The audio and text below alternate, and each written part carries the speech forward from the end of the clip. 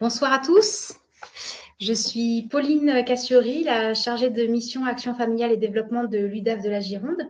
Je suis très heureuse de vous accueillir ce soir pour ce webinaire autour du thème Traverser le deuil en famille, accompagner parents, enfants et ados.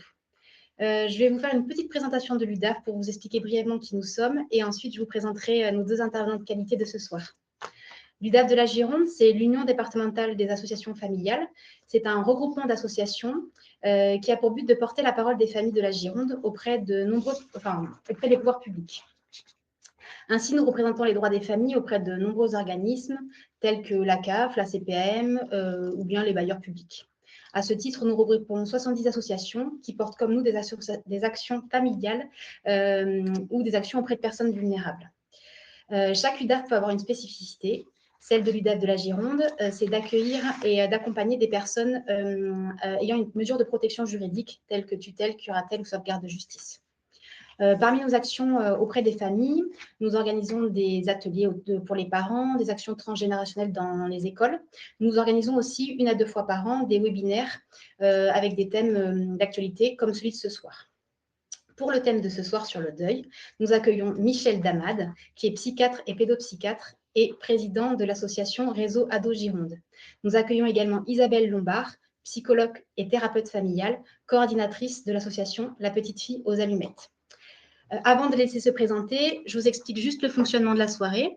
Donc, vous avez un chat sur votre droite. Je vous invite à faire vos commentaires, poser vos questions. Et c'est Alizé, ma collègue, qui va basculer les questions sur l'icône d'à côté. On vous demande de ne pas y toucher, vous, parce que vous risquez de poser tous à peu près, certaines fois les mêmes questions. Donc, nous, on va faire de la modération. Ensuite, vous avez un lien. Donc, un petit peu à droite, vous avez une icône lien. On vous a mis des liens si vous voulez aller voir. Je crois que j'ai fait le tour du fonctionnement. Ouais. Et donc, je laisse Michel et Isabelle se présenter. Voilà. Bonsoir, je suis Isabelle Lombard. Je suis la coordinatrice de La Petite Fille aux Allumettes et je vais vous présenter l'association La Petite Fille aux Allumettes. Et puis Michel présentera après le réseau Ado Gironde. Alors, l'association, elle est née sous l'idée de plusieurs psychologues en 2010. Et ces psychologues qui travaillaient dans différents lieux s'interrogeaient ensemble sur la prise en charge du deuil et comment on parlait de la mort en famille. Alors, on a fait une étude pour savoir ce qui se passait en Gironde et on a constaté qu'il n'y avait pas de dispositif d'accompagnement pour les familles en deuil, qu'il y avait peu de possibilités dans la société civile d'avoir des espaces de réflexion concernant la mort et le deuil, bien que chaque individu concerné se retrouve en difficulté à ce moment-là et souvent isolé, qu'il y avait peu de formation initiale sur le sujet du deuil pour les professionnels des domaines psychosociaux, enseignement, éducatif, sanitaire. Donc, nous avons décidé de créer ce dispositif avec 2 axes, un de soutien aux familles, un d'information grand public, c'est un peu comme ce soir là, de sensibilisation pour les professionnels, de réflexion et de soutien. L'objectif global de l'association étant que le statut et le vécu des orphelins et de leur famille soient connus et reconnus.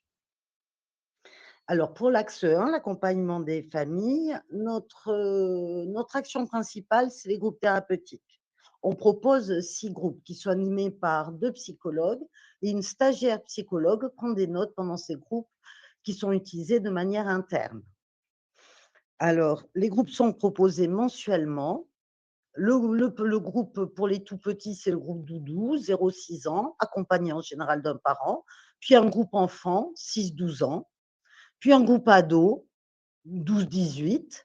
Sur ces 3 groupes-là, on utilise beaucoup les médiations parce que, on vous l'expliquera avec Michel, les enfants expriment rarement d'entrée de jeu leurs sentiments et leurs émotions. Ils ont besoin de quelque chose pour les contenir et d'une matière. Après, il y a un groupe pour les parents veufs et veuves, un groupe pour les parents qui ont perdu un enfant plutôt jeune, un groupe pour les parents qui ont perdu un enfant plutôt âgé. Alors, ces 2 groupes, on les a scindés parce qu'on avait trop de parents dans le groupe, des parents qui ont perdu un enfant.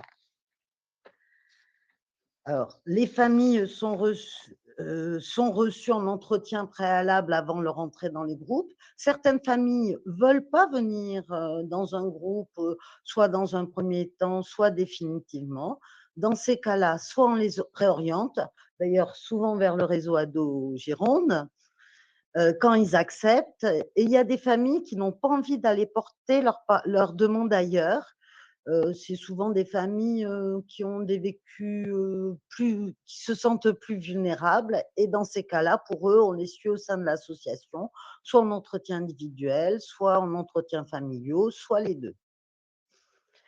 Les psychologues et les stagiaires sont supervisés une fois tous les 2 mois, et nous avons un groupe théorico-clinique aussi une fois tous les 2 mois pour travailler ensemble et pour faire groupe aussi, nous, ceux qui écoutons. Alors, pourquoi on a monté ce dispositif? Pour s'interroger sur l'impact du décès d'un membre de la famille. Souvent, on nous demande que dire, comment dire, pourquoi dire. Ben, pour que les personnes ils se retrouvent avec d'autres qui vivent aussi cette situation, à la fois singulière, mais aussi semblable, pour se sentir moins seul et isolé. Pour soutenir la famille et les proches et des fois les professionnels face aux réactions des enfants en fonction de leur âge et de la dynamique familiale, pour favoriser l'expression des émotions et le partage au sein des groupes, puis la communication au sein des familles. Et bien, pour parler aussi de ce qui peut faire un traumatisme au moment de la mort et du deuil, mais aussi qui peut renvoyer à des traces actuelles ou de temps en temps beaucoup plus anciennes, pour prévenir les complications du deuil et la cristallisation autour de la perte, favoriser la fonction parentale, prévenir les possibles troubles psychopathologiques qui ont été décrits dans la littérature scientifique. On pense que notre dispositif permet aux familles d'élaborer autour de l'absence et pour penser une réorganisation de la vie au quotidien, malgré un bouleversement familial majeur. Je serai plus courte sur le deuxième axe, information, sensibilisation, réflexion et soutien. Alors, on propose des soirées d'information grand public et des temps de sensibilisation pour les professionnels. On travaille en partenariat avec les acteurs de terrain comme ce soir, ceux qui s'intéressent au deuil, et on propose des actions en collaboration. Nous souhaitons également favoriser une meilleure lisibilité sur le territoire en, en, en fédérant nos actions avec nos partenaires, comme ce soir l'UDAF. Nous sommes aussi en lien avec les établissements publics et privés. Nous proposons pour les professionnels, soit dans les structures, soit pour les libéraux, des temps d'échange, soit en individuel, soit en groupe, qui peuvent prendre différentes formes, comme les débriefings, des groupes d'analyse de pratique, ou juste un temps pour échanger suite à un moment difficile. Nous allons aussi dans les entreprises quand il y a eu un décès dans l'entreprise. Donc, en conclusion, la petite fille aux allumettes a maintenant 16 ans et la flamme de nombreuses allumettes a accompagné son évolution. Je te passe la parole.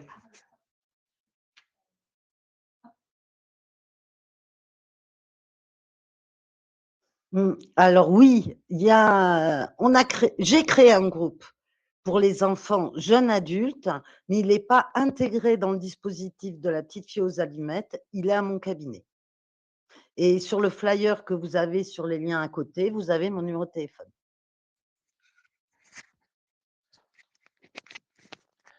Bien, bonsoir à toutes et à tous. Merci Isabelle.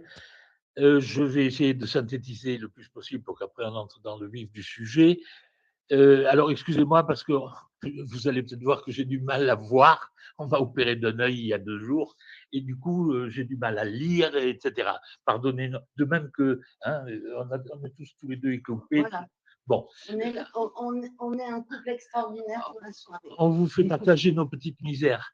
Alors, l'association Réseau Ado Gironde, en condensé, nous disons réagir, hein, c'est pas par là, a été créée en juin 2011, donc un peu après vous, hein, par des professionnels qui travaillaient ou avaient travaillé déjà dans une ancienne équipe associative qui s'appelait le GRICA, et dont le but c'était surtout de prévention, en travaillant avec les partenaires parents, des partenaires enseignants, etc., mais prévention des troubles des adolescents et notamment des conduites de risque.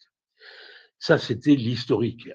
Quand cette association a fermé faute de crédit, bien, un mois après, un petit noyau de ceux qui travaillaient précédemment a recréé une nouvelle asso qui s'est appelée donc Réseau Ado Gironde Réagir. On a réagi ensemble à la fermeture du GRICA. Et les objectifs, alors je vous dis ce qui est écrit dans les statuts, enfin, c'est donné pour but la prévention des troubles des adolescents dans leurs rapports familiaux et sociaux, enfin, pour le dire en résumé. Ou bien, si jamais ces troubles commencent à se manifester, leur reconnaissance et leur prise en compte le plus tôt possible. Les modalités qui ont été privilégiées au départ ont été principalement centrées sur l'aide et le soutien aux adultes qui entourent ces ados. On ne va pas aller raconter des éléments de prévention aux enfants des écoles. On travaille en soutien aux parents, on travaille en soutien aux enseignants et à tous les animateurs et tous les professionnels médico-sociaux qui ont affaire aux adolescents. Et puis, en réalité, aussi aux enfants plus jeunes, parce que la prévention des troubles des adolescents ne commence pas à l'adolescence, mais bien avant. Donc, ce qui a été fait, et ce qui est toujours fait par le GRICA, ça, je vous donne les dimensions hors deuil, si vous voulez. En général, c'est des conférences débats pour les parents, des sensibilisations sur un certain nombre de thèmes, le harcèlement, la violence à l'école, etc. Et aussi du travail auprès des professionnels, et notamment des enseignants, sur un certain nombre de sujets qui les concernent à propos des ados. Bien, ça, c'est ce que nous avons fait dès l'origine, mais depuis, c'est la 9e année, je crois, cette année, on nous a demandé de nous intéresser aussi aux familles endeuillées et à ceux qui étaient orphelins. On ne connaissait pas encore nos collègues et amis de la petite fille aux allumettes, et on a décidé, entre nous, de donner un temps de notre association pour l'accueil des familles en deuil. Alors, à la différence de la petite fille aux allumettes, qui, vous l'avez compris, a un gros travail dans des groupes réguliers, mensuels, de parole pour tous les âges, nous avons opté plutôt pour privilégier les accueils individualisés des familles, ce qui fait qu'on peut recevoir évidemment une famille en deuil avec ses différents membres qui veulent se déplacer et venir, on les rencontre ensemble, on parle avec eux des interactions qu'il y a depuis ce deuil, etc. Mais on propose ensuite individuellement à l'un, à l'autre, ou à chacun, en tout cas des membres du groupe, de pouvoir avoir des entretiens individuels. Et cela peut durer parfois plusieurs semaines, plusieurs mois. Ça dépend de l'évolution de la traversée du deuil de chacun. Voilà, c'est ça le principe. Alors, je ne vais pas détailler davantage, mais on est davantage, je vous dis, sur des suivis, des accompagnements, on va dire plutôt individualisés des personnes endeuillées, parents, enfants, parfois grands-parents, enfin tout membre de la famille concerné par un deuil peut venir et être accompagné par un clinicien qui sera toujours le même. Qu'est-ce que je peux encore vous dire? On a toujours évidemment des actions comme nos collègues en direction du grand public, on peut faire des actions collectives de sensibilisation. C'est à ce titre-là qu'on se réunit ce soir aussi pour rencontrer à travers le webinaire tout un groupe d'entre vous qui sont intéressés par ces questions. On a aussi des actions de formation pour des professionnels pour lesquels une certaine réflexion et connaissance sur les problématiques du deuil est nécessaire. Voilà, j'en dis pas plus pour l'instant. Merci Michel, ta présentation ressemble bien à ce qu'on connaît de votre association. Donc, on va intervenir par rapport à 6 thèmes qu'on a définis avec l'UDAF. La dynamique familiale face aux déconvenus, et on donnera dans cette partie-là une définition du deuil. Après, on parlera des impacts du décès sur la vie familiale. On parlera par la suite des mots pour dire les choses, de la temporalité et de l'accompagnement. Et on a un dernier thème, non? En principe, oui. Oui. Voilà. Les signes de détresse. Et puis enfin, les deuils compliqués. Voilà, à deux, on y arrive toujours mieux. C'est très important. Alors, au départ, on va vous parler un peu de la fonction de la famille, de toute famille, et puis on va après, on va approfondir petit à petit sur les déconvenues que les familles peuvent rencontrer et que toute famille rencontre. Alors, la fonction de la famille, on peut dire qu'elle est là pour assurer les conditions de survie de l'espèce, tout simplement. Elle assure aussi un patrimoine qui symbolise les liens d'appartenance. Patrimoine, ben, bien sûr, c'est les biens matériels, mais c'est aussi les valeurs morales. C'est l'histoire de la famille. Elle est là aussi pour réguler les émotions et assurer la réalisation d'un projet existentiel de chacun. Les parents sont là pour accompagner les enfants et quand les parents deviennent beaucoup plus vieux, les enfants qui ont grandi sont là pour soutenir aussi leurs parents. Alors, cette dernière fonction étant surtout apparue progressivement au cours des 2 derniers siècles. Chaque famille a donc une histoire singulière en fonction de sa culture, des événements vécus et des transmissions générationnelles. Alors, je vais citer quelqu'un que j'aime beaucoup qui s'appelle Évelyne Grangeon. Elle donne un peu la fonction des ancêtres. Il y a des ancêtres qui nous ont dit, qui nous ont raconté, qui nous ont permis de penser leur histoire et donc de s'inscrire dans la nôtre. Mais il y en a aussi qui se sont tus, qui n'ont rien dit du tout, qui nous ont caché une partie de ce qu'ils ont vécu, ou bien qui nous ont menti. C'était pas mal mon lapsus. Cependant, ils ne nous ont pas pour autant déchargés du devoir d'héritage, ni dégagés de cette dette. C'est pas parce qu'on ne sait pas ou qu'on ne nous a pas dit qu'il n'y a pas un poids sur nous, hein? Car l'ordre ancestral assigne chacun une place et lui impose une charge. Alors que le groupe familial offre à chacun les moyens de gérer et d'acquérir cet héritage. Donc, moins on en sait, plus ça nous pèse, si je le dis avec d'autres mots. Elle ajoute un peu plus tard, si aucune génération ne peut dissimuler à ses descendants les événements psychiques importants qu'elle a vécus, comme le notait Freud, il est aussi nécessaire pour chacun d'acquérir cet héritage imposé. On nous donne quelque chose, ça veut dire qu'il faut qu'on le transforme. C'est-à-dire que ce n'est pas une donnée brute. Chacun, à sa façon, va faire un peu un roman de l'histoire familiale qu'on nous a transmise, c'est dire avec d'autres mots. C'est-à-dire de le transformer, donc, hein, pour permettre son appropriation et le dégagement de la dette qu'il impose. Je vous donne un exemple, par exemple. J'ai un grand-père qui a collaboré. Ça craint, c'est pas bien, hein. Et je pourrais tout à fait le taire. Mes parents auraient pu me le taire et je pourrais le taire à mes enfants. Eh bien, on se rend compte que si c'était comme ça, il y aurait une espèce de culpabilité qui traînerait dans la famille de génération en génération.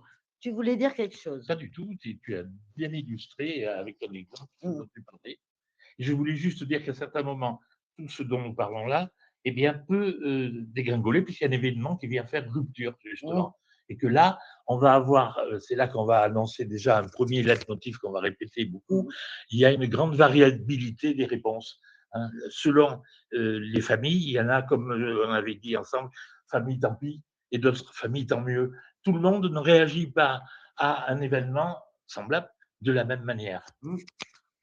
Voilà. Donc, ce qui va être important dans ces cas-là, c'est de respecter la position de chacun.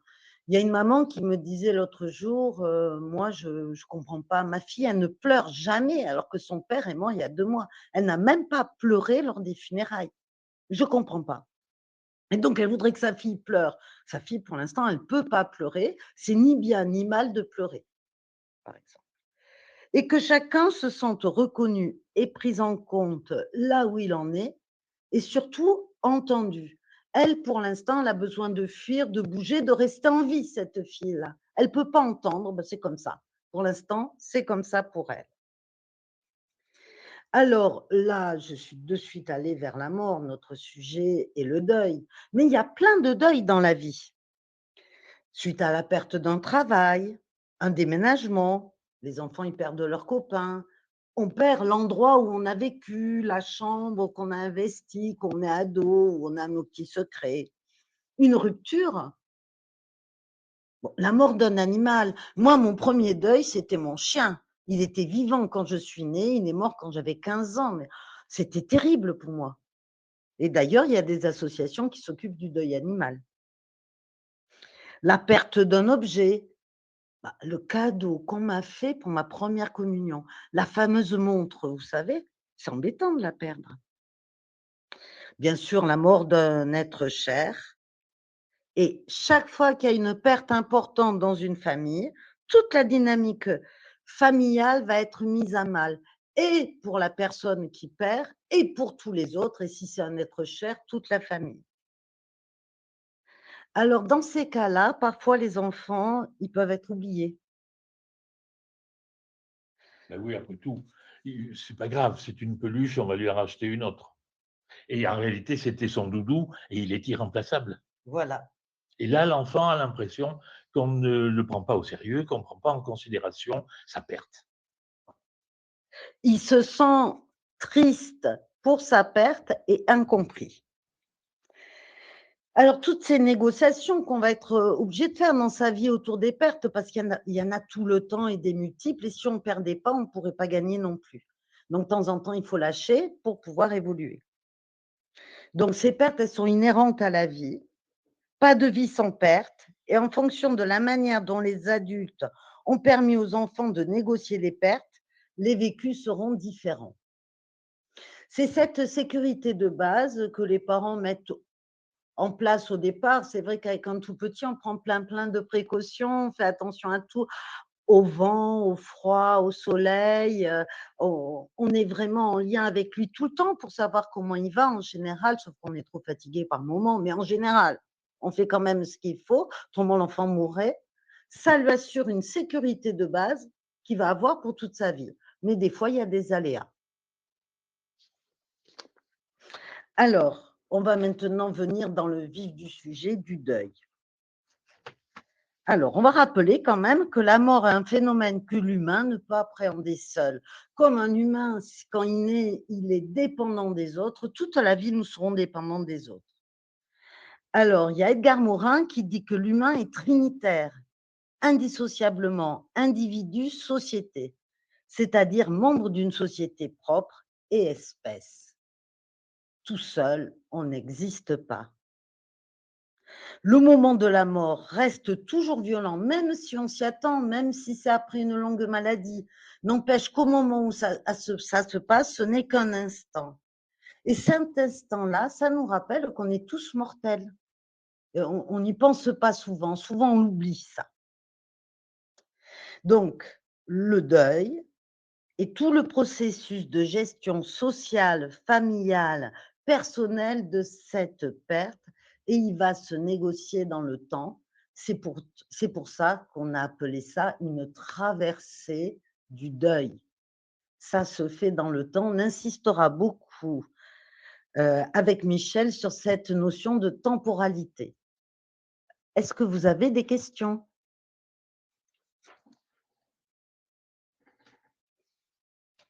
Est-ce que tu veux ajouter quelque chose, Michel ? Oh, je crois qu'on est rentré peu à peu dans le sujet comme il fallait. C'est important de parler des autres pertes, pas forcément de la mort, de dire que pour un enfant, l'éducation, en quelque sorte, s'apprivoiser face aux pertes, différentes pertes qu'on peut avoir dans la vie, c'est la première marche là, de notre réflexion de ce soir. Et ça, je crois qu'on l'a signifié clairement. On y tenait tous les deux. Mm-hmm. C'était important pour nous. Tu veux parler des impacts ? Alors, on va parler des impacts. Je prends le relais. On a un seul micro qui marche. Parce qu'on s'est aperçu que s'il y en avait chacun, ça grésillait. Alors, pour vous épargner les grésillements, on se passe le micro de l'un à l'autre. Dans les impacts, l'impact d'un décès, d'abord sur un groupe social, ça nécessite du coup des actions de la part d'une communauté et qui s'organise en rite collectif.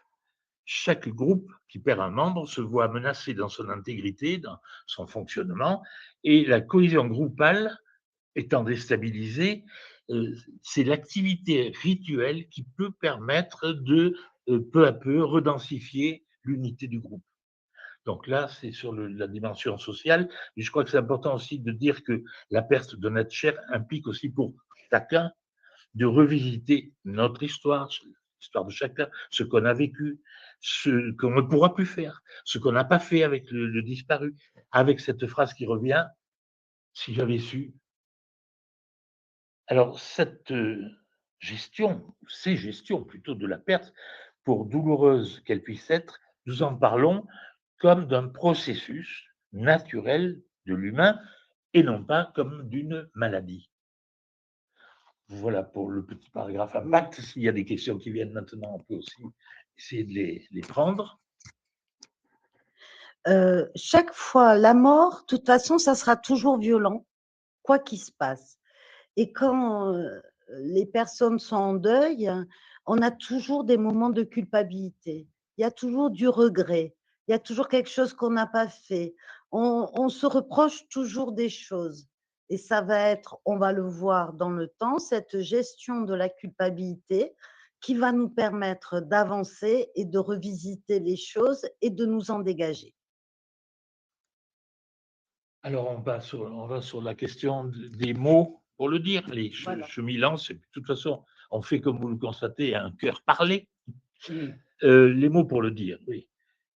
Parler, même le mot, parler de deuil, ça signifie qu'on parle quand même de la mort. Mais le mot mort, il est difficile à dire. Et il faut bien constater que on l'évite. Il est employé le moins souvent possible. Alors, on parle avec des images, avec des métaphores ou des à côté.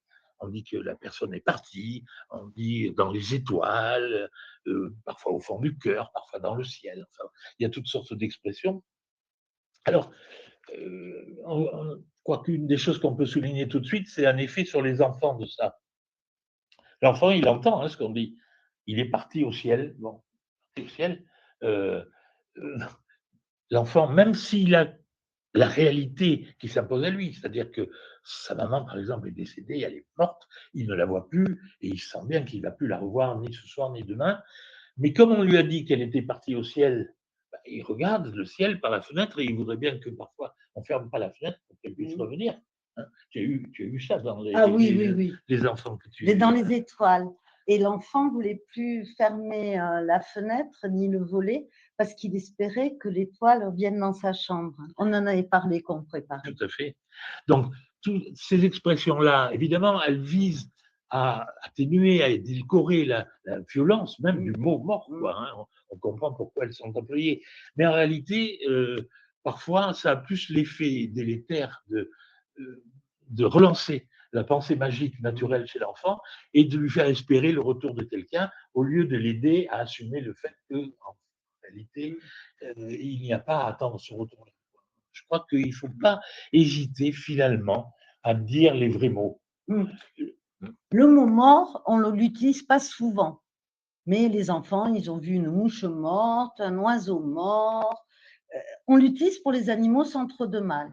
Et par rapport à ce que tu disais juste avant, je voulais ajouter que quand on dit « il est parti », chaque fois qu'un adulte important pour lui va partir, il va se demander si l'adulte va revenir aussi.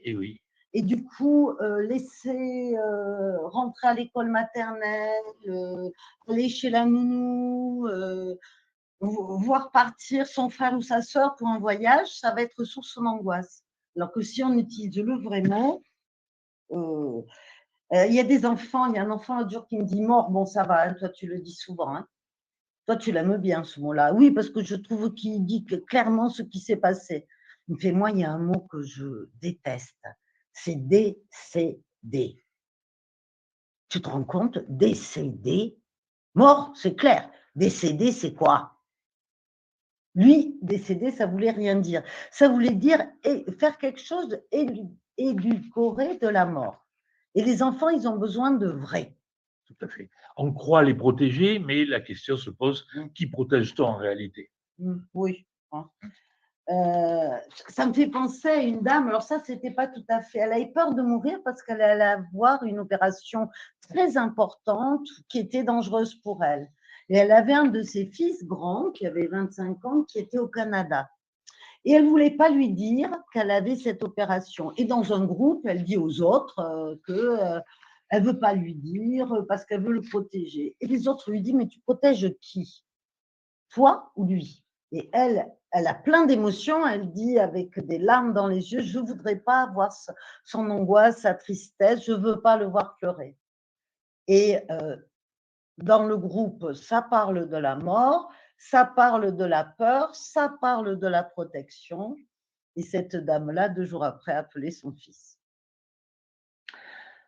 Bon, avant qu'on passe à un autre thème qui est la temporalité et l'accompagnement, on va vous demander encore si sur les choses qu'on a dites jusqu'à présent vous sont venues des questions. Alors, on attend la question. On voit qu'il y en a une.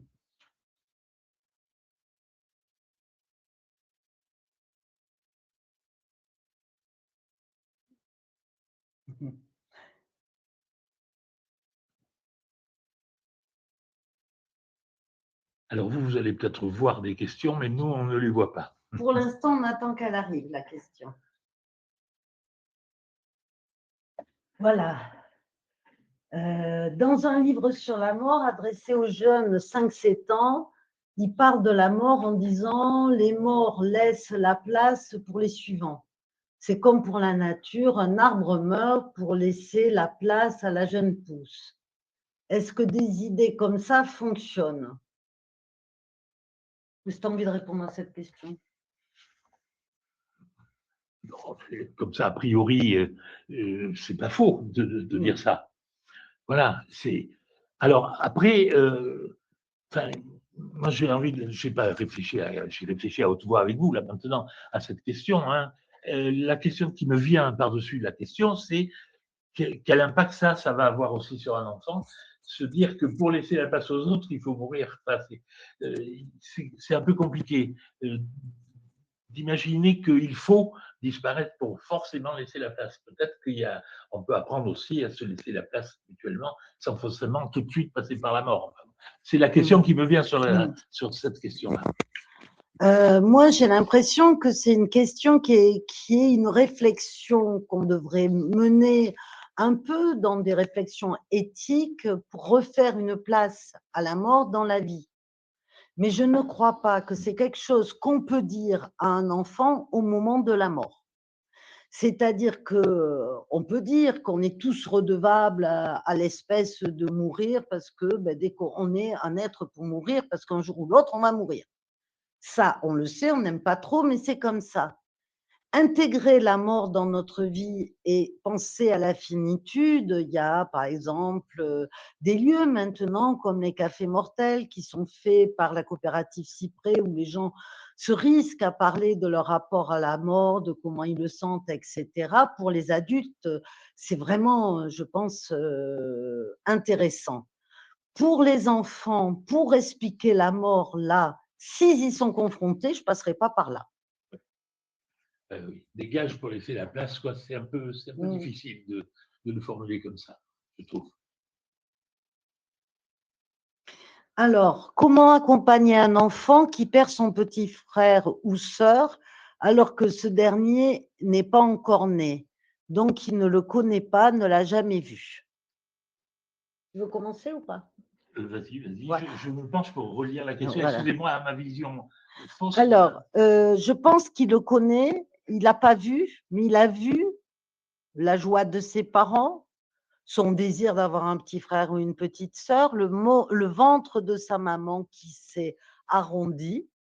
On lui a parlé que l'enfant, le petit frère ou la petite sœur allait arriver et il y a un accident, un incident, une fausse couche, la mort avant que l'enfant ne naisse.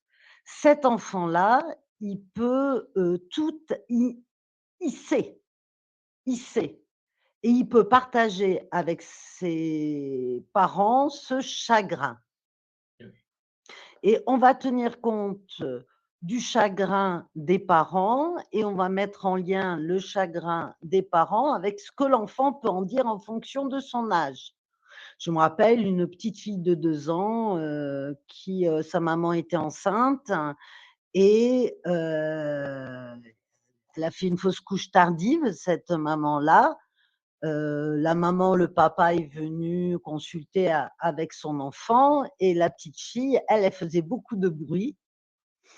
Elle prenait les voitures qui faisaient le plus de bruit pour ne rien en savoir, ne rien en entendre. Au bout d'un moment, je lui dis, t'as pas envie qu'on en parle?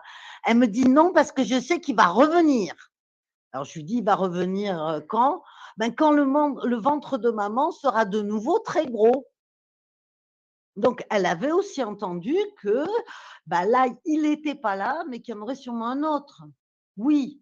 Et moi, je lui dis, oui, tu as raison, mais pour l'instant, il y en a un qui aurait dû sortir et être dans le couffin à côté de toi, il n'est pas là. Elle me fait, eh ben ça, c'est pas bien. Bien sûr, c'est pas parce que l'enfant à naître n'a pas été vu par le frère ou la sœur aînée qu'il n'a pas déjà une forme d'existence. Il est là, il est attendu, et ce bébé qui était en vie dans le ventre de la maman, s'il y a une fausse couche, eh bien, l'enfant comprendra aisément, si on en parle avec des mots simples, que le bébé qui était dans le ventre de la maman est mort. Voilà.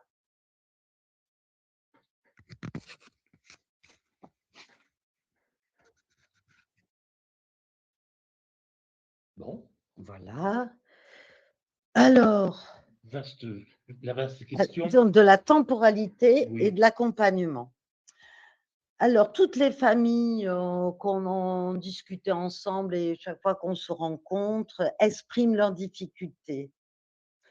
Parce que dans un premier temps, juste après le décès, il y a beaucoup de gens qui sont autour d'elles, qui sont prêts à les écouter, qui souhaitent même qu'elles parlent et qui sont très proches. Et puis, au fil du temps, ben, la vie reprend plus vite pour les autres que pour eux, quand même, il faut le dire. Parce que la traversée du deuil est un long processus qui entraîne des conséquences sur tous les membres de la famille et surtout sur les plus proches.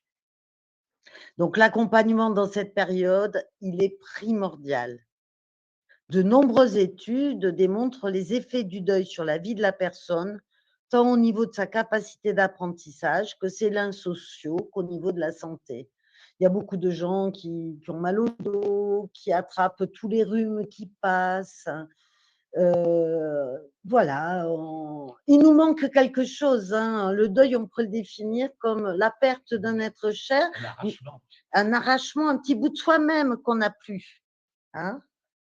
Et ça rend vulnérable du coup. Voilà. Alors, dans la population, chez les adultes, les arrêts maladie sont beaucoup plus nombreux que d'habitude.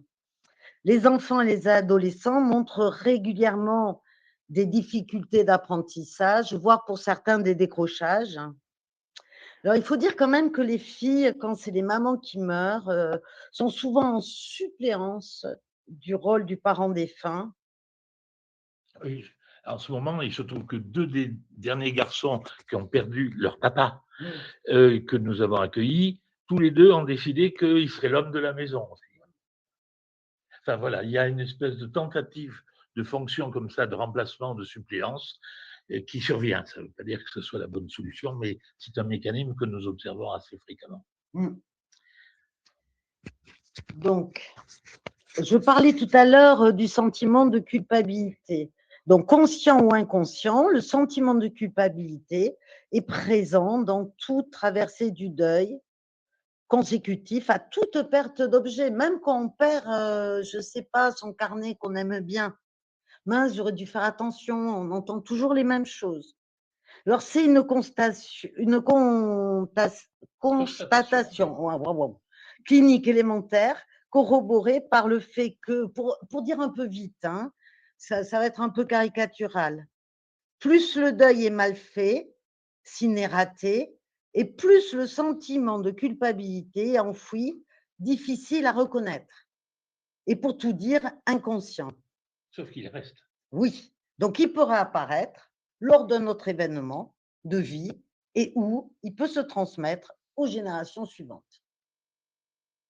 La culpabilité peut s'associer, par exemple, c'est ce que tu me disais, à un sentiment de trahison. On peut dire, si je souffre moins aujourd'hui de la perte d'être aimé, n'est-ce pas une trahison, une infidélité? Est-ce que j'ai droit d'aimer quelqu'un d'autre? Est-ce que j'ai droit de refaire ma vie? Un enfant me disait, est-ce que j'ai droit de jouer?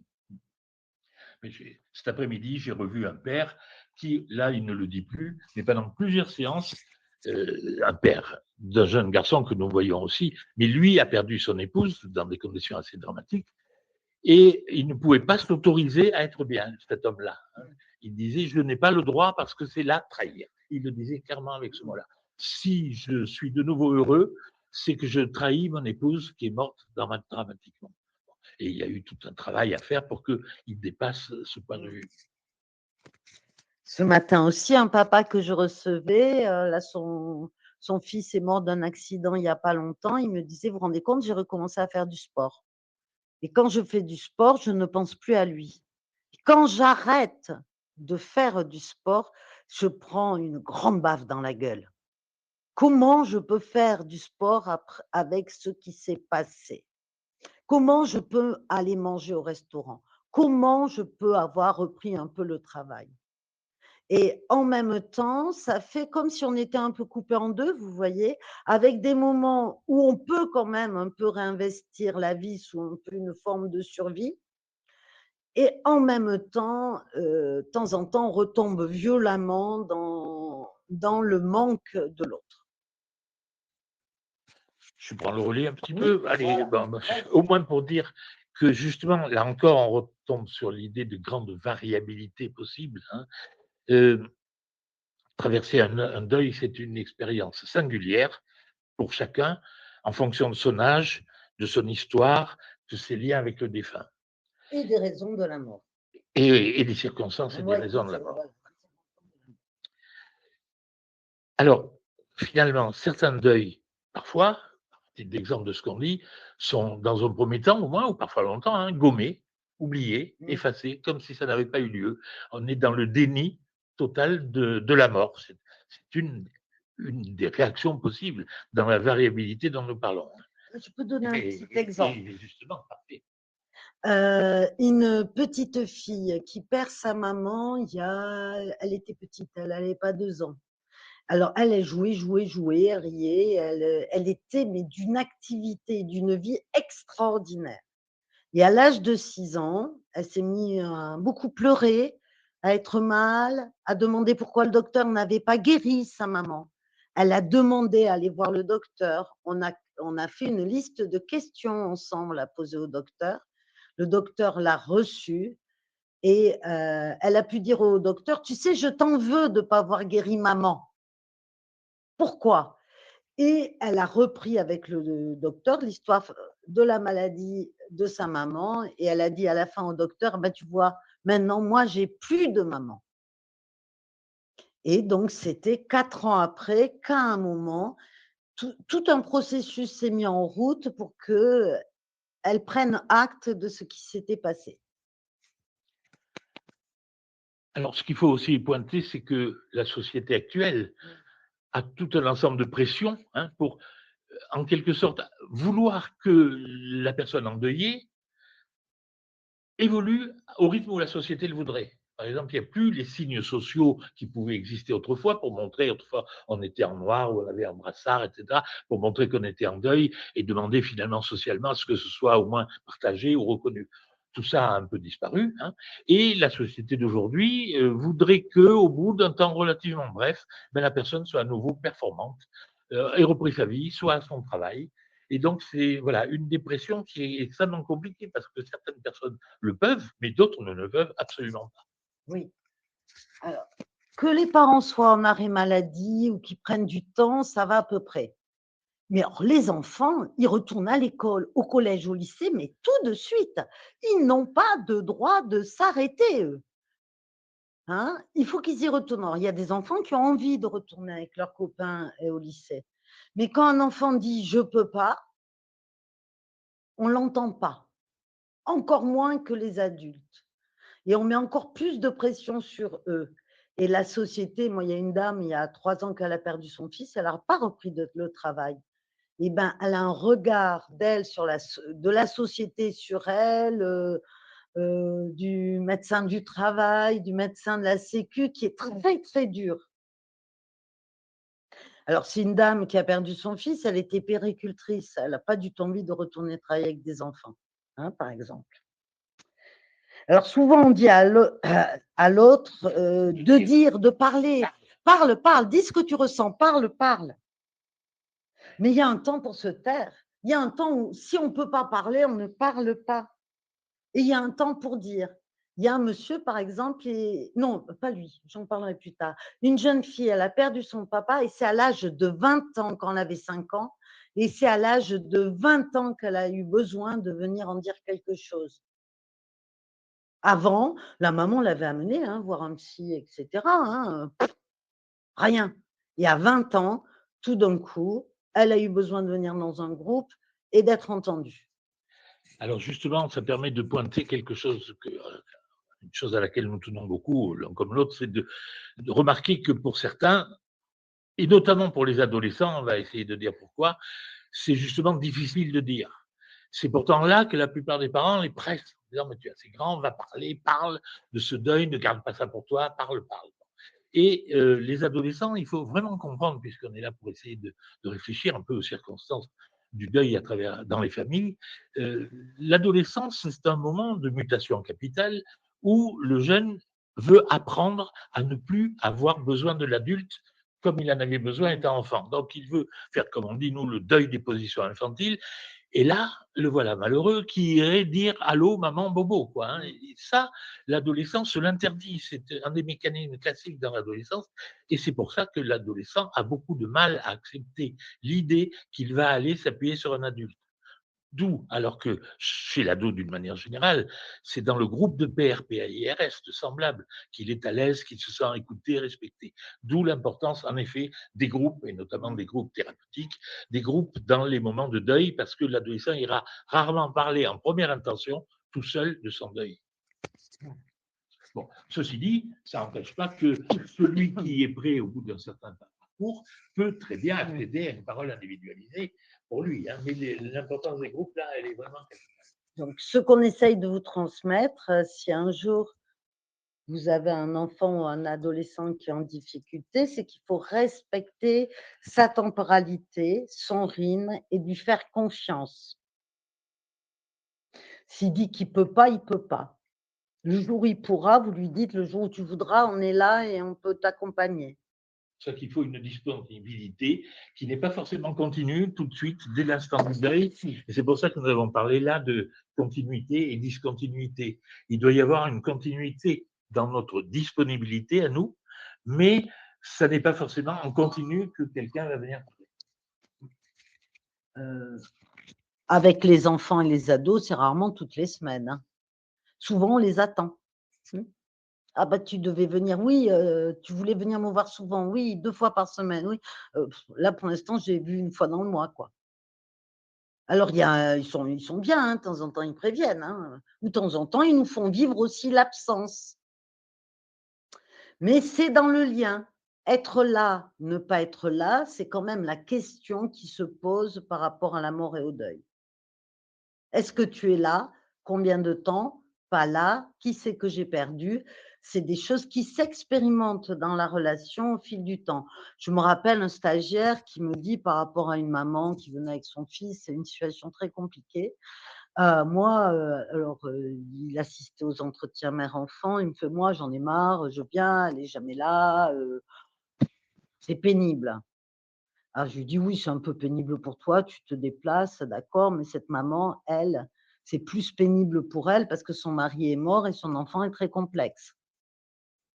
Alors si elle vient pas ou qu'elle oublie de nous prévenir, ça veut dire quelque chose et ça nous fait travailler. Est-ce qu'on va travailler dans le rejet de cette dame en lui disant: "Si vous êtes pas motivé, eh ben, on va pas vous attendre, toutes les semaines"» ou est-ce qu'on va en entendre quelque chose de son absence? Quand on travaille avec des gens endeuillés, on travaille aussi avec l'absence.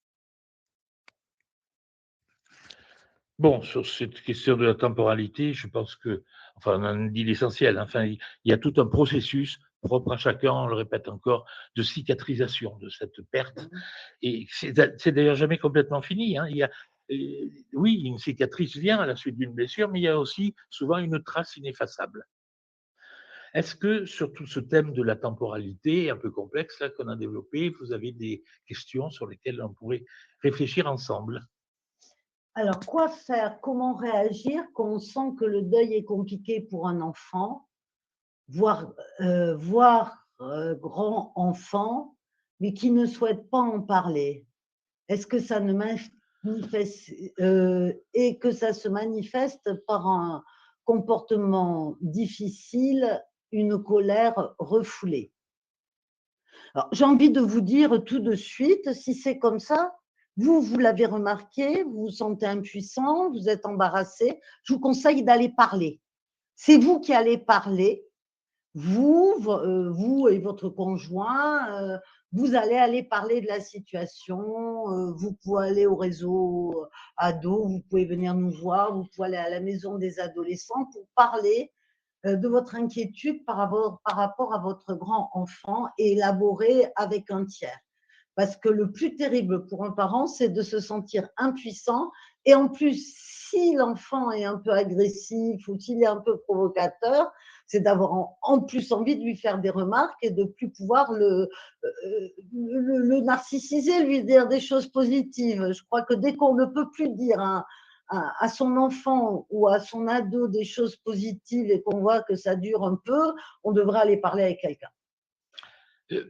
L'exemple qui me vient en tête, forcément, qui illustre complètement ce que tu es en train de dire, c'est une maman qui est venue hier soir pour la première fois nous voir dans le local d'accueil à Bordeaux avec sa fille de 12 ans qui a perdu son papa il y a quelques mois d'un cancer et qui ne veut depuis en parler strictement à personne.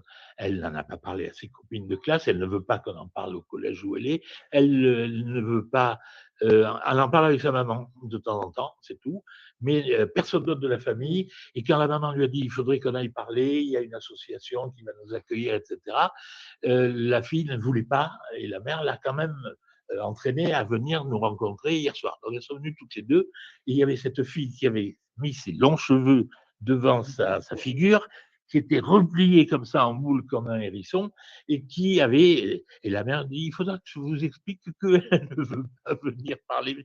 Bon, on l'avait vu.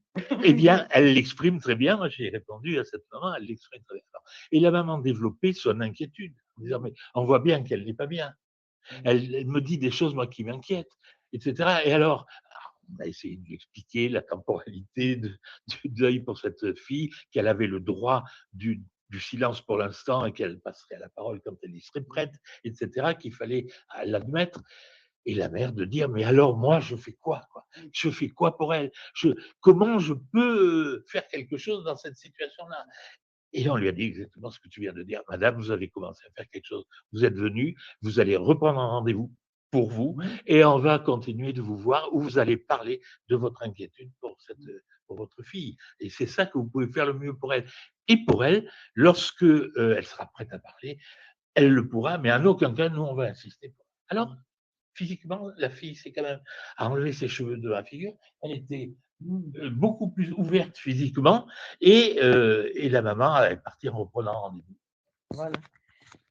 Il y a aussi quand on voit qu'on est en difficulté avec un enfant dans la famille, si cet enfant ne veut pas aller consulter ou ne veut pas parler, on peut dire que toute la famille est embêtée et qu'on va aller tous parler ensemble sans mettre l'enfant qui pose problème sur le devant de la scène. Et moi, dans ces cas-là, je propose souvent, d'abord des entretiens avec les parents, hein, et après des entretiens familiaux en disant très bien à l'enfant qui, bon, bah, il est là parce que ses parents l'ont voulu, qui peut dessiner, qui peut jouer ou qui peut rien dire, hein.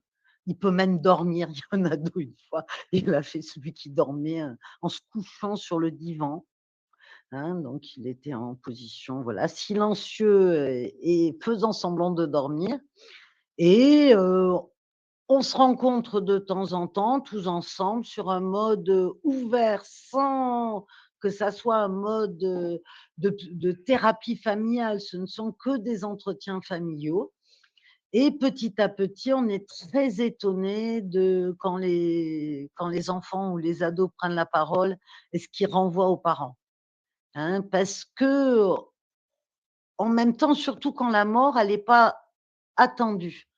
Quand la mort, c'est un accident, quand, c'est une disparition, quand c'est, bon rarement, hein, heureusement qu'on n'en a pas tous les jours, mais de temps en temps, il y a des meurtres.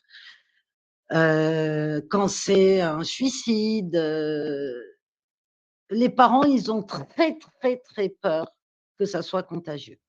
Hein, on a eu ça il y a pas très longtemps, par rapport à un événement dans un lycée où on est intervenus ensemble et l'enfant, qui dit rien pendant plusieurs entretiens familiaux. Je me rappelle d'un, au 5e entretien, il dit: «Mais vous allez arrêter de vouloir lire dans ma tête.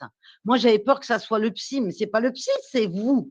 Vous parlez à ma place, vous pensez à ma place, mais c'est pas vrai, vous me faites plus confiance».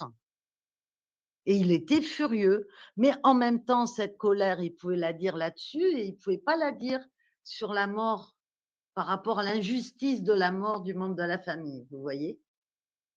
Et cette parole, elle a pu être reprise, il a pu, après dire un peu ce qu'il ressentait et remettre en remettant ses parents en cause et en même temps en rassurant un peu ses parents parce qu'en définitive, il faisait quand même pas mal de choses et les parents ne voyaient que le négatif, ils voyaient le verre à moitié vide, mais pas à moitié plein. Et lui, il a pu dire le côté à moitié plein. Je rebondis sur ce que tu disais là, juste avant, à savoir il faut éviter de cibler un enfant ou un ado qui a décidé que pour l'instant, il ne parlerait pas. Il n'avait pas envie de parler. De cibler tout sur lui, de l'amener en disant: «Viens, là, C'est parle. lui. Vous voyez, je voulais amener, il faut qu'elle parle, comme hier soir».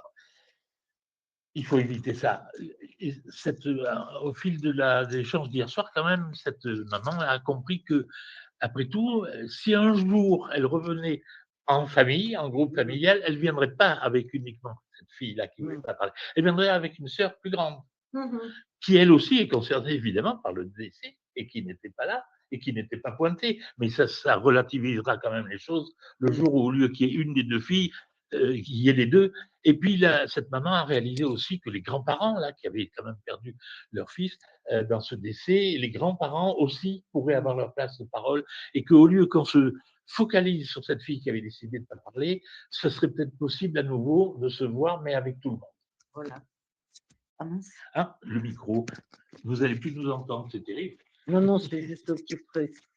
Heu, on pourrait dire autrement que cette jeune fille en décidant de pas parler, a ouvert la parole dans toute la famille. Voilà. Donc il faut faire très attention, de temps en temps, dans les temps du deuil, il y a des périodes qui sont vraiment très bruyantes, par leur mais très bruyantes aussi par leur silence, hein, où on va, tout mettre sur un. Et ce un qui résiste vient dire quelque chose de la résistance de toute la famille. C'est, pour ça, autant qu'au réseau ado que nous, on s'intéresse à toutes les familles, toute la famille d'un coup. On va ouvrir la porte à toute la famille en proposant des espaces séparés pour chacun, soit dans les groupes, soit en individuel. Par exemple, nous, à la Petite Fille aux Allumettes, si on reçoit une famille et qu'on voit que les gens ont besoin d'entretien individuel, ils vont tous revenir une autre fois. Ils auront un entretien dans chaque salle avec un thérapeute différent. Comme ça, ils ont un espace singulier, mais ils arrivent tous ensemble, ils repartent tous ensemble, ils sont tous à la même enseigne. Tu as vu cette question là? Peut-on aborder les différentes causes de la mort avec les enfants? Accidents, meurtres, suicides. Peut-on tout dire aux enfants selon leur âge? Alors, moi, je dirais que on utilise le mi-dire avec les enfants. C'est pas le médire, hein, attention, c'est le mi-dire. On va répondre aux questions des enfants sans anticiper les réponses. On va pas chercher à tout dire, mais on va répondre à leurs questions au fil de leur élaboration. Si un enfant, par exemple, on lui dit que, je sais pas, son oncle ou son papa ou sa maman ou son frère, sa sœur est mort. Il va demander pourquoi il est mort, qu'est-ce qui s'est passé? S'il demande, on va lui répondre, on va lui dire l'accident. On va lui dire qu'il y a quelqu'un qui a été très méchant et qui l'a tué. On va lui dire que lui, il était dans un moment où il souffrait trop, il n'a pas pu continuer à vivre. Il s'est suicidé. Et on va répondre juste à la question de l'enfant. L'enfant, de temps en temps, quand on lui a répondu à la question, pour peu qu'il soit très jeune, ça lui suffit, il s'en va. Parce que lui, il n'a pas peur de la mort. Hein. Et puis, il n'a pas peur du meurtre, de l'accident. Parce qu'il ne vit pas depuis longtemps. C'est nous, quand on est grand, qu'on a peur de la mort. Parce que, moi, par exemple, j'ai 65 ans. J'ai plus de vie derrière moi que devant moi. Toi aussi, d'ailleurs. Hein, encore pire, toi. Tu as encore plus peur. Il n'y a pas photo, là. Il n'y a pas photo. Donc, c'est nous qui avons peur de la mort. Les tout petits, ils n'ont pas peur. Alors, quand ils sont tout petits, on ne peut pas leur dire. Alors qu'eux, ils n'ont pas peur. Par contre, quand on grandit, au fil du temps, on commence à avoir des angoisses de mort, de perte, de séparation, c'est normal. On se construit avec la perte et la séparation. Et à l'adolescence, c'est vraiment un seul coup. Parce qu'à l'adolescence, au moment où on doit prendre distance par rapport aux parents, voilà Tipa qui part. Je me rappelle une adolescente, sa mère était très malade et sa mère voulait qu'elle grandisse vite. Elle n'avait pas du tout envie de grandir, elle avait envie d'aller avec sa tribu, ses copains, elle avait envie de jouer, s'amuser, elle n'avait pas envie d'écouter sa mère, mais du tout, du tout, du tout. Et sa mère lui disait grandis vite, et elle lui disait fous-moi la paix. Bon, elle ne le disait pas comme ça, mais elle lui faisait comprendre. Et cette jeune fille, après la mort de sa mère, elle a été très, très culpabilisée de ne pas l'avoir plus écoutée. Elle est devenue une fille modèle avec son père. Je les ai perdus de vue. Elle ne posait plus de problème. Plus de problème, on ne se voit plus. Hein. Et puis, 10 ans après, elle est revenue me voir alors qu'elle était jeune adulte pour me reparler de sa mère et de la mort. Et nous avons fait un travail sur 2 ans. Pour qu'un jour elle disparaisse pratiquement du jour au lendemain. C'était de nouveau la disparition du jour au lendemain. Donc, en fonction de l'âge, je dirais que plus on est petit, moins on a peur. Et moi, ça fait peur. Il faut dire les choses si on répond à la question de l'enfant. Il ne faut pas anticiper de trop la question qu'il ne pose pas, mais s'il la pose, il faut répondre. Bon. Qu'est-ce qu'il nous reste à dire dans notre échange? Hein? D'accord. Bon, on est parfait. La question qui était, oui, un des points qui était proposé, c'était les signes de détresse, je crois. Hein, oui. On en est à peu près à ce point-là. Bon, les manifestations douloureuses de la perte et du deuil ne sont pas, on le répète encore, a priori des maladies. On ne le dira jamais assez. Mais ce qui doit nous alarmer, c'est quand même quand, au contraire, il n'y a plus d'évolution. Quand il ne se passe plus rien. Là, par contre, là, on peut se demander ce qui se passe, alors qu'il devrait y avoir un processus. Il ne se passe plus rien. Les signes inquiétants, voire les signes de détresse, ne sont pas toujours les plus bruyants. C'est ça que nous autres cliniciens aimons à rappeler. Ce n'est pas parce que c'est silencieux qu'apparemment il ne se passe rien, la personne est dans son coin, etc., puis il ne se manifeste plus, qu'il n'y a pas péril dans la demeure. C'est un des points auxquels je crois que nous tenons. Alors, il est vrai que dans un sentiment d'impasse, de douleur insurmontable, etc., la personne peut tout à fait être envahie par des pensées suicidaires. Et ça, c'est effectivement une des détresses qui doit nous alerter si nous sommes nous-mêmes conscients du désir de mort de la personne en question. Hein. Et dans ces cas-là, je crois que pour la plupart des citoyens, le mieux, c'est d'appeler le 3114, de parler avec un professionnel et ne pas essayer de résoudre le problème en disant « moi, je vais lui parler, je vais lui expliquer, il faut que l'IACA soit comme ci, soit comme ça ». Souvent, on ne va pas faire le mieux en procédant comme ça en amateur. Il vaut mieux savoir se faire aider d'un professionnel dans des situations comme ça extrêmement dangereuses. Chaque fois qu'on a très peur pour l'autre, il faut se faire confiance. Si on a très peur et qu'on pense que l'autre va très mal, on demande de l'aide. Chaque fois. Demander de l'aide une fois, ça ne veut pas dire qu'on va aller parler 15 fois. On y va une fois. Et le 3114 est fait pour ça en France. Et puis, pour les adultes ou les enfants de plus de 16 ans, Charles Perrin, ça a une consultation d'urgence. Pour les enfants plus jeunes, il faut aller aux urgences pédiatriques. Alors, c'est l'occasion de rajouter quelque chose que je n'ai pas dit tout à l'heure dans notre présentation, c'est que depuis l'année dernière, on a développé une plateforme téléphonique qui, justement aussi, permet à toute famille endeuillée ou toute personne concernée par une famille endeuillée, y compris un travailleur social, y compris un professionnel, toute personne qui est face à une situation de deuil, et notamment qui s'inquiète particulièrement de ne pas savoir quoi faire, il y a une plateforme téléphonique où on peut appeler à tout moment, tous les jours. On se débrouille, nous, pour qu'il y ait toujours quelqu'un qui puisse répondre. Et voilà, c'est une des manières pour des familles ou des proches des familles d'avoir un professionnel en ligne et d'être en contact avec nous. C'est pareil, nous, dans l'association, on répond dans les 24-48 heures. Par contre, quand il y a un sentiment d'urgence, c'est le 3114. C'est pour ça que là, le téléphone, vous voyez, il est tout le temps disponible 24 heures sur 24. Ouais. C'est lui, là.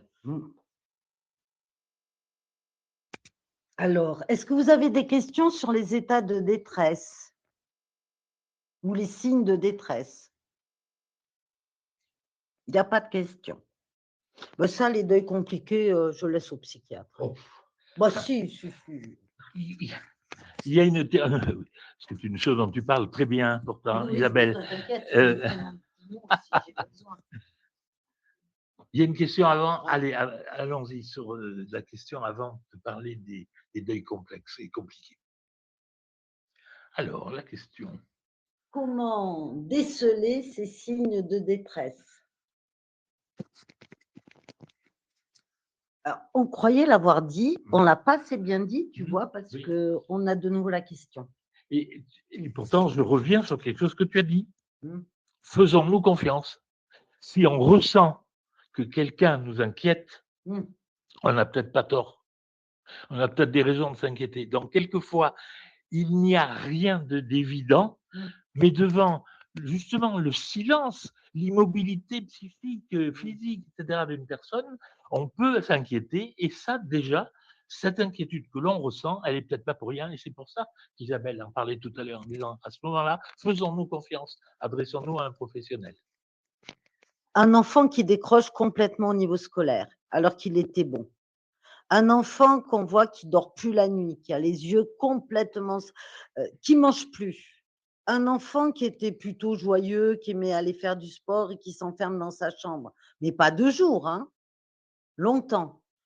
Un enfant qui a amené des copains à la maison régulièrement, qui jouait, et cetera, et qui joue plus, qui amène plus personne et qui refuse d'aller aux invitations.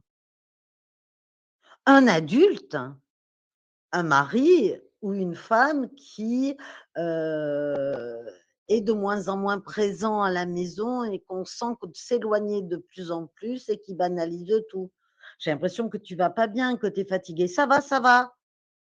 Mais sur un temps long, hein, c'est pas une demi-journée. Et alors, c'est pour donner des petits signes, pour que vous ayez des représentations. Mais vous connaissez vos proches. Et vous savez quand il y a quelque chose qui ne se passe pas, comme d'habitude.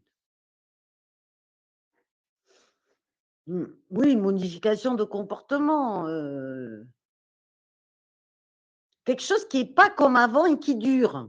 C'est ça s'enquiste sur un mode qu'on ne connaissait pas chez cette personne-là. Et puis, ça peut être toute une évolution vers le fait de voir tout de travers, tout en sombre. Moi, je vois tout de travers parce qu'on a opéré d'un œil, mais de voir tout en sombre. N'importe quelle circonstance de la vie est commentée sur un mode négatif, par exemple. Voilà, ça aussi, c'est un indice classique d'une souffrance psychique, quoi. Mais ça nous fait entrer finalement directement dans notre dernier chapitre, qui est les deuils que l'on préfère les appeler compliqués, nous, les deuils complexes. C'est vrai que la terminologie fréquente, c'est les deuils pathologiques, mais non, les deuils se compliquent parce que quelquefois, justement, une forme d'état dépressif s'installe et dure. Lorsque les pensées suicidaires se multiplient, lorsque ou au contraire, lorsque tout le processus dont nous avons parlé est enquisté, s'arrête et ne bouge plus. En fait, tout ce qu'on a dit déjà peut s'installer dans la longue durée, empêcher le développement de la vie de la personne et dans ses interactions familiales, traduire une souffrance profonde. Dans tous ces cas-là, ce sont des deuils complexes. Il n'y a pas une forme de deuil complexe, il y en a des quantités en réalité.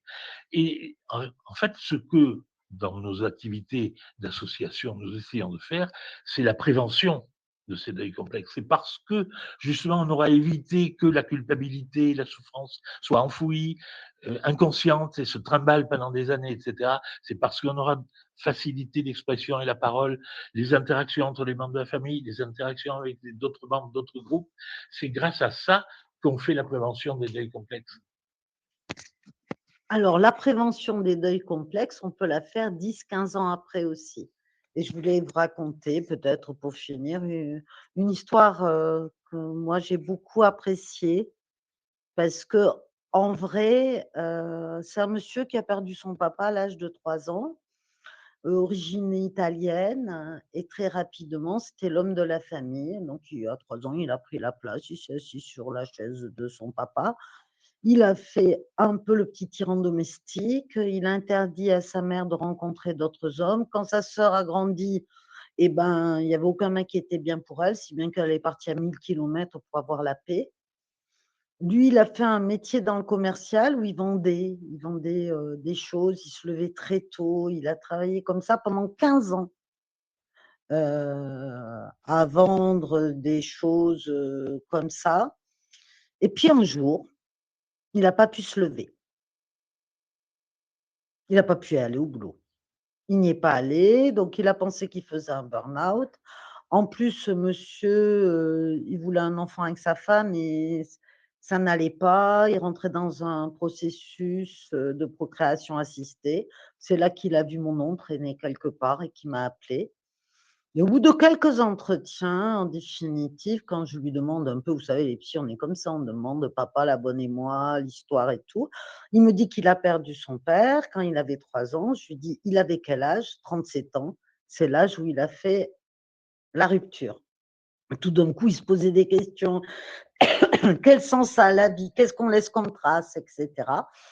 Il s'est rendu compte qu'il n'en avait jamais parlé, qu'il n'en parlait pas avec sa mère, ni avec sa sœur, qu'il ne savait pas qui était son père. Il a fait tout un travail de réflexion à ce sujet-là et il a participé justement au groupe des jeunes adultes. Il s'est fait beaucoup charrier sur son attitude par ces dames, parce qu'il était un zeste un peu macho, ils ont beaucoup ri. Il a reparlé avec sa mère, il a reparlé avec sa tante, avec sa sœur. Et comme par hasard, madame ne supportait pas trop les traitements hormonaux, donc elle les avait arrêtés. Quelques mois après, sans traitement, ils ont eu un enfant. Et c'est maintenant sa sœur qui vient dans le dispositif parce qu'il a convaincu. Et lui, il dit que ça a remis du sens à sa vie. Donc, vous inquiétez pas, si à un moment, ça ne se travaille pas, alors on favorise pour éviter que ça se travaille, mais si ça ne se travaille pas, ça peut se travailler longtemps après. C'est pas perdu. Et il m'a dit, mais c'est dommage, ça aurait été mieux si c'était plus tôt. Je fais non, ben c'était le moment pour vous. Alors, voyant qu'il était pressé, 3 entretiens par semaine, un groupe par mois. Là, il mettait des bouchées doubles. Donc, évidemment, le travail n'a pas duré très longtemps. Au bout d'1 an et demi, ça allait beaucoup mieux. Et il voulait être papa, ça tombait bien. Mais il y a un moment pour tout. Vous voyez, on revient sur la temporalité extraordinaire là. Alors, on revient encore sur ça avec une temporalité très longue là. Hein. Je raconte souvent aussi l'histoire de ce jeune homme là qui avait 25-30 ans, moins de 30 ans quand je l'ai vu, et qui avait perdu son père quand il était jeune adolescent. Et c'était pas un souci. On n'en avait pas parlé. On avait mis ça au fond de la poche avec le mouchoir par-dessus et aucun problème. Sauf que là, arrivé à un âge où il devenait un joueur de rugby un peu connu, un homme qui entrait dans la vie professionnelle de manière régulière, etc., il avait des arrêts nets. Il disparaissait. On était obligé d'appeler les pompiers, de l'amener aux urgences. Voilà. Et donc, c'était un homme qui se cassait de la vie du jour au lendemain. Et effectivement, pareil, dans les entretiens où on a repris l'histoire de la famille, etc., il a parlé de la mort de son père, de la manière dont elle avait été banalisée. Et c'est au fil de ce travail-là qu'il a pris conscience que, en réalité, tous les symptômes qu'il avait aujourd'hui avaient à voir avec ce deuil non fait, non traité, non parlé 10 ans plus tôt. Donc, c'est jamais trop tard. C'est pas forcé. La parole n'est pas forcée. Quand un enfant en difficulté dans une famille, s'il ne veut pas consulter, ben on y va tous ensemble. Voilà.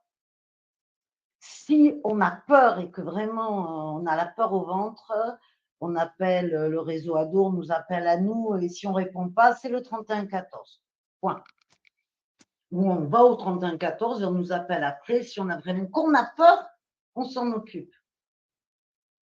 Et après, pour une prise en charge au plus long cours, on prend le temps et on y va tous ensemble. Parce que ça touche systématiquement toute la famille. On est arrivé à peu près au terme du temps que vous nous aviez donné. Il y a une question, parfait. Alors, que la question arrive. C'est une remarque? Parfait. Voilà, bravo et vraiment merci pour vos interventions très intéressantes. Du coup, j'espère que ça vous a plu ou pas, c'est aussi possible. Dans tous les cas, on a besoin de vos retours. Donc, dans les liens ou applications, vous avez un lien pour le questionnaire de satisfaction. C'est hyper important pour nous parce que si on peut faire tous ces projets et ces activités gratuitement, c'est parce qu'on est subventionné par la CAF de la Gironde et la maternité de la Polyclinique Bordeaux-Nord. Et donc, du coup, on a besoin de vos retours positifs, négatifs pour rendre des bilans qualitatifs, quantitatifs, et puis pour s'améliorer. Et donc, on a toujours besoin d'idées, de thèmes qui pourraient vous intéresser. Donc, s'il vous plaît, voilà, ça prend vraiment 5 minutes et nous, ça nous aide beaucoup. J'avais transmis aussi une bibliographie avec des livres pour les enfants en fonction des âges.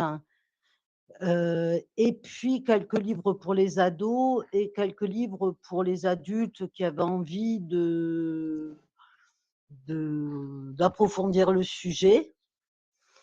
Moi, les livres que je préfère, parce qu'il y a Padouk, s'en va, que j'aime beaucoup. C'est l'histoire d'un petit animal qui est très malade et ses copains veulent pas qu'il meure, donc ils font beaucoup de bruit pour le garder en vie.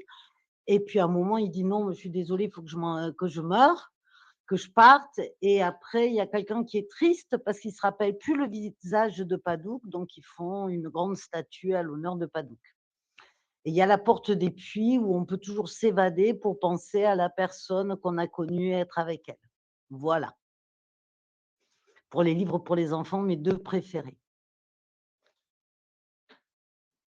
Et Le cœur et la bouteille. Oh, j'allais oublier. Allez, au revoir. Je pense qu'on a vraiment dit tout ce qu'on avait à dire. Je vous encourage donc à remplir le questionnaire de satisfaction et à télécharger les flyers, les bibliographies et les... Voilà. Merci à tous et je vous souhaite une bonne soirée. Au revoir.